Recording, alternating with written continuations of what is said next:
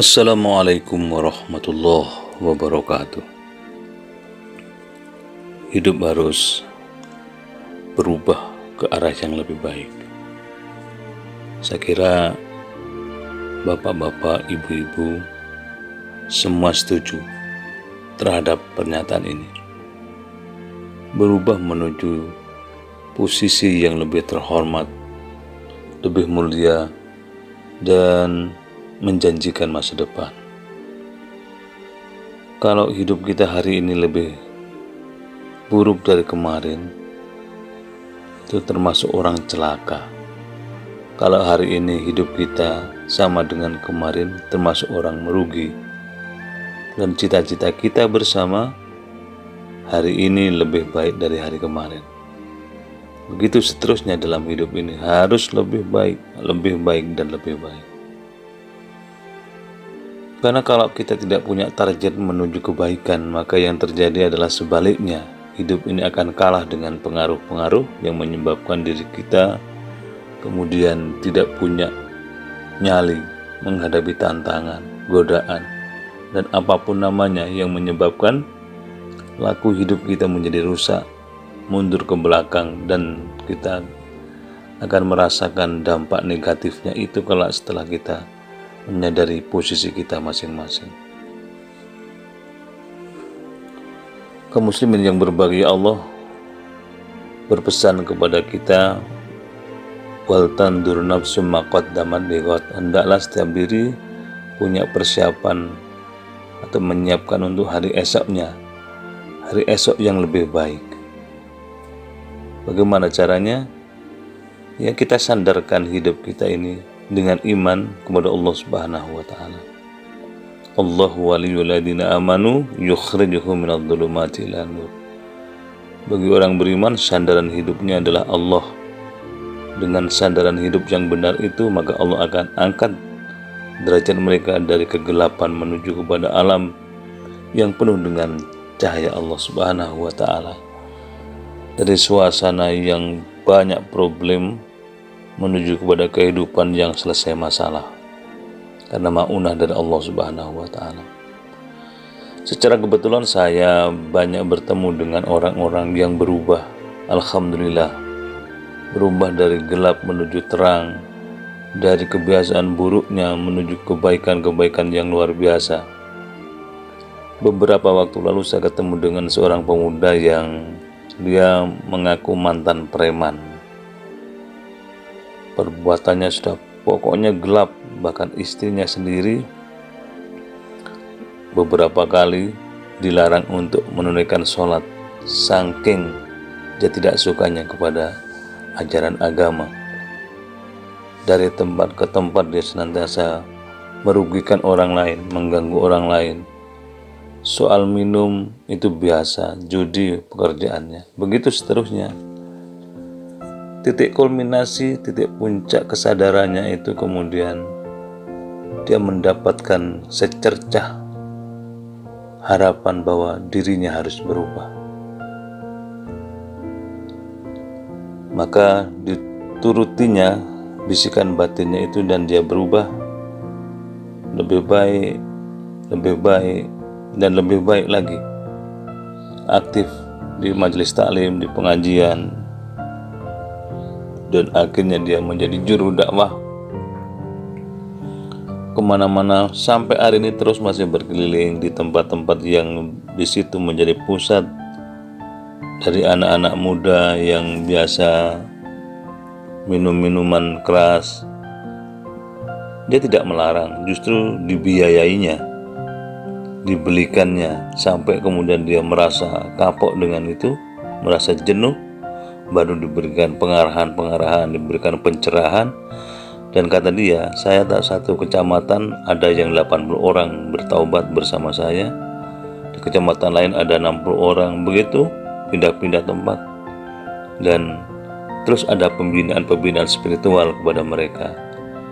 Berdakwah itu tidak cukup dengan ceramah, tapi selami mereka masuki dengan hati, dan akhirnya akan berubah dengan penuh kesadaran.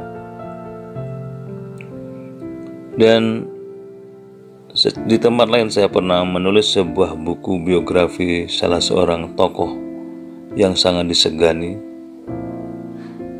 di daerah itu, dan tokoh itu ada di luar Jawa. Secara kebetulan sekarang dia mengaku sudah meninggalkan masa lalunya, bertaubat kepada Allah, dan dia ingin mendekat kepada Allah setiap saat, berupaya untuk selalu ada perbaikan dalam hidupnya. Dan saya jadi teringat pada karya Profesor Dr. Hamka yang menyebutkan salah seorang pemuda yang berubah perilakunya gara-gara dia mengincar seorang wanita yang akan diperlakukan secara tidak baik. Tetapi wanita yang diincarnya ketika dia naik di pagar rumahnya itu sedang membaca Al-Quran, yang dikutipkan oleh Profesor Hamka. Ayat yang dibaca itu, alam yakni lilladzina amanu an takhsha'a qulubuhum lidzikrillah. Kapan orang yang mengaku iman kepada Allah untuk ingat kepada Allah? Kapan datangnya orang yang mengaku iman untuk ingat kepada Allah, untuk menyebut Allah, untuk zikir kepada Allah? Mengaku iman tapi jauh dari Allah, mengaku iman tapi melanggar ketentuan Allah. Maka kalimat yang dibaca dalam Al-Quran itu menggetarkan si pemuda, dan pemuda itu kemudian dengan gemetar turun dari pagar tinggi itu. Dia berjanji akan berubah, dan kemudian berubah menjadi orang alim, penulis buku. Itulah bernama, anak muda itu bernama Fudail bin Iyad. Dan sosok satu ini menginspirasi banyak pihak. Bapak-bapak, ibu sekalian, kaum muslimin yang dimuliakan Allah Subhanahu wa Ta'ala, kalau kita kaitkan dengan bulan Ramadan ini, Allah Subhanahu wa Ta'ala memberikan kesempatan bagi orang untuk mendapatkan keutamaan bulan Ramadan dengan satu malam yang disebut dengan Lailatul Qadar, malam kemuliaan. Orang yang mendapati malam kemuliaan dengan ibadah yang dilakukannya oleh Allah dilipat gandakan, khairum min alfi syahrin, lebih baik dari 1000 bulan.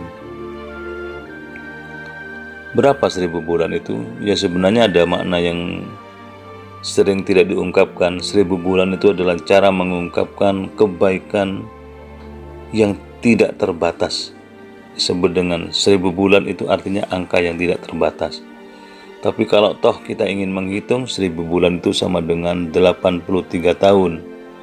Jadi sekali kita melakukan kebaikan, kalau kebetulan bersamaan dengan Lailatul Qadar, sama dengan melakukan kebaikan 83 tahun.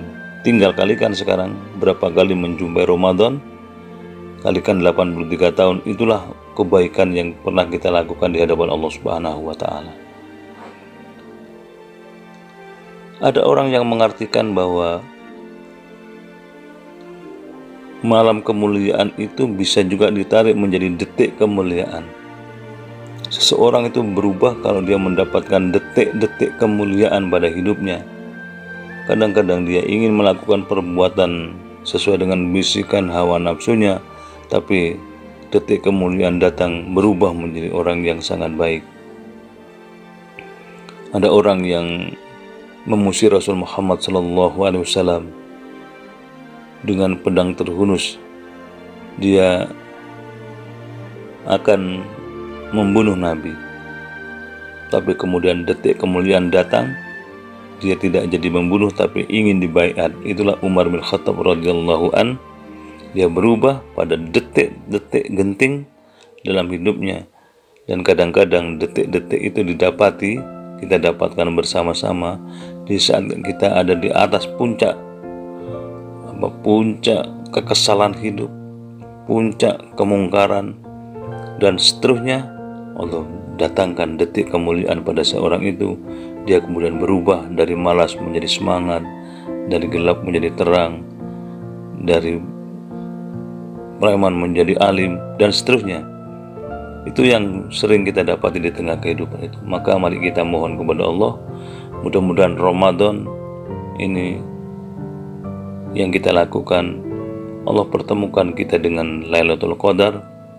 Dan bagi sebagian dari kita mungkin Allah berikan kesempatan mendapati detik kemuliaan dalam hidup, sehingga berubah menjadi orang yang lebih baik lagi dan lebih baik lagi. Mudah-mudahan manfaat dan dikabulkan oleh Allah. Assalamualaikum warahmatullahi wabarakatuh.